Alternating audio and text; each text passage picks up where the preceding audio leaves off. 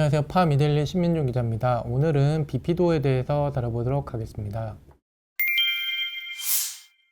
비피도는 1999년에 설립된 비피더스균 기반의 마이크로바이옴 기업인데요. 비피도는 박명수 대표가 지그넉 서울대학교 식품영양과 명예교수 등과 1999년에 공동으로 설립했습니다. 비피도는 2018년 12월에 국내 마이크로바이옴 1호 기업으로 코스닥 시장에 상장했습니다. 비피도의 핵심은 비피덤, 비지엠포, 비롱음보리, 비롱음라포, 비락티스 AD011 등의 비피더스 군주인데요. 회사 사명도 비피더스균의 학명인 비피도 박테리움에서 가져왔습니다. 일반적으로 비피더스균은 유산균의 일종으로 알려져 있지만 유산균과 다른 종류로 분류되는데요. 비피더스균과 유산균을 역, 개, 문, 강, 목, 과, 속, 종이라는 생물의 분류에 빗대어 봤을 때 문의 단계에서 나눠집니다. 비피더스균은 일반 유산균과 생물학적으로 완전히 다르다는 것인데요. 비피더스균은 산소에 노출되면 죽기 때문에 일반적인 발효식품으로 섭취할 수 없습니다. 비피더스균은 젖산 외에도 유해균에 대한 항균 활성이 강한 초산을 생산합니다. 비피도는 비피더스와 관련된 독보적인 플랫폼 기술 경쟁력을 가지고 있는데요. 비피도는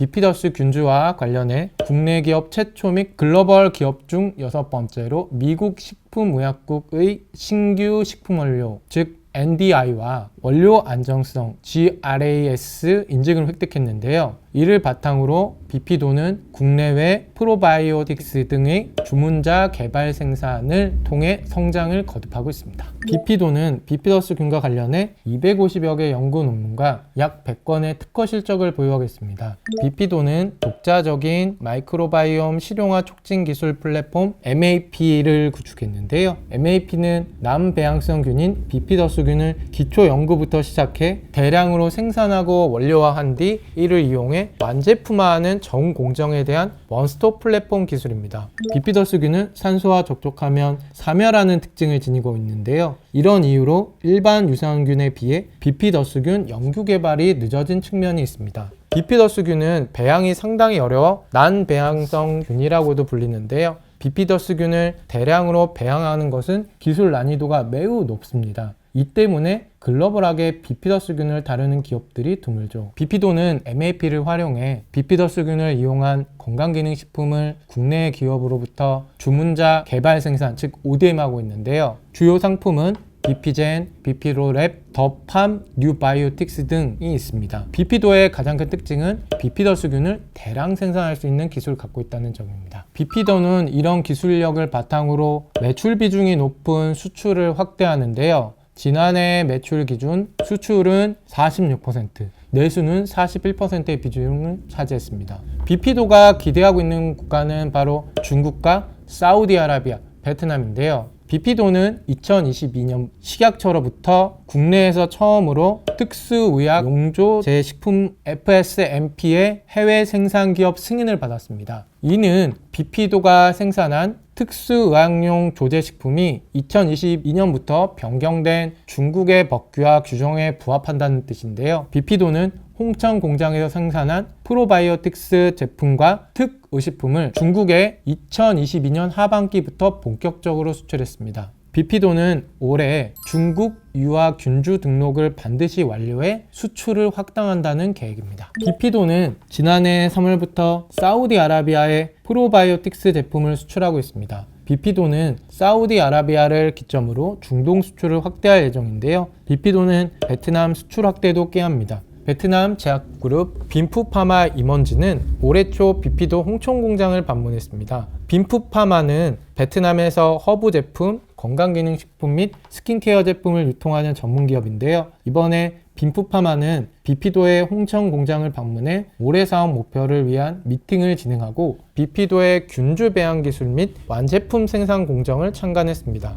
비피도는 수출의 경우 우선적으로 중국 사업의 안정화를 도모하고 유수의 해외 박람회에 꾸준히 참가해 글로벌 시장으로 진출을 확대할 예정입니다. 비피도는 미래 성장 동력으로 비피더스균 기반의 마이크로바이옴 신약을 개발하고 있는데요. 비피로는 프로바이오틱스 원료와 완제품을 통해 신약 개발을 위한 캐시카우, 즉 현금 창출원을 확보한다는 계획입니다. 비피도는 류마티스 관절염 생균 치료제를 비롯해 전신경화증 치료제 등의 개발에 박차를 가하고 있습니다. 임상 단계가 가장 앞서 있는 신약 파이프라인은 류마티스 관절염 생균 치료제 BFD-1R입니다. BFD-1R은 지난해 2차 국가신약 개발사업 신약 연구개발 생태계 구축 연구지원 과제로 선정돼 약 20억 원의 연구비를 지원받고 있는데요. 비피도는 내년 4월 BFD-1R의 국내 임상 1상 진입을 목표로 전임상 독성 시험을 진행하고 있습니다.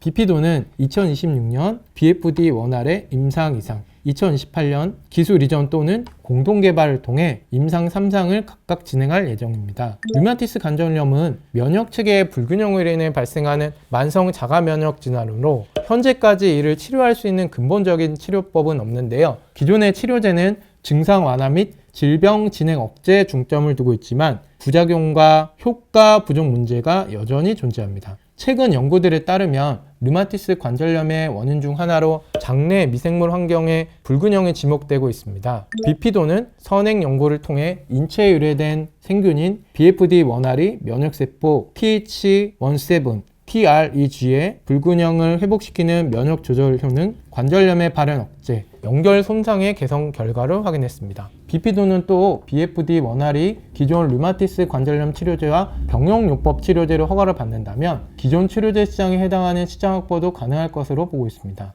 글로벌 류마티스 관절염 치료제 시장 규모는 2021년 600억 2천만 달러, 하나 약 80조 원에서 2030년 700억 달러, 약 93조 원에 달할 전망입니다. 류마티스 관절염 유병률은 전 세계 인구의 최대 1%로 알려져 있습니다. 지난해 국내 환자 수는 약 25만 명으로 추정됩니다. 비피도는 류마티스 관절염 생균 치료제 외에 전신경화증 치료제도 개발하고 있는데요. 비피도는 전임상 모델에서 BFD-1R 단독 투여 시 피부 경화증과 폐섬유증 억제 효과를 확인했는데요. 비피도는 치료제 옵션이 제한적인 전신경화증 환자에서 치료 효과를 기대하고 있어 추가 비임상 및 임상시험을 시작할 수 있도록 준비하고 있다고 합니다. 비피도는 지난해 매출 186억 원을 기록했는데요. 이는 사상 최대 규모입니다. 반면 영업손실 3억 원을 나타냈는데요. 업계는 비피도가 올해 매출 200억 원 그리고 영업흑자 전환을 할 것으로 예상하고 있는데요. 다만 국내 비피더스균 시장 규모가 300억 정도에 불과하다는 점은 리스크 요인으로 꼽히고 있습니다. 아직 유산균에 비해서 많이 알려지지 않은 탓인데요. 국내 프로바이오틱스 시장 규모가 1조 원에 달하는 점과 비교하면 약 3% 수준밖에 안 되는데요. 비피더스균에 대한 소비자 인식이 확산되기가 가장 관건으로 보입니다. 이에 따라서 향후 비피도의 성장에도 많은 영향을 미칠 것으로 보입니다. 또 다른 리스크 요인은 보통 유산균에 비해서 비피더스균 제품이 약간 더 비싸다는 점도 꼽을 수 있겠습니다. 오늘은 이상 비피도에 대해서 다뤄봤습니다.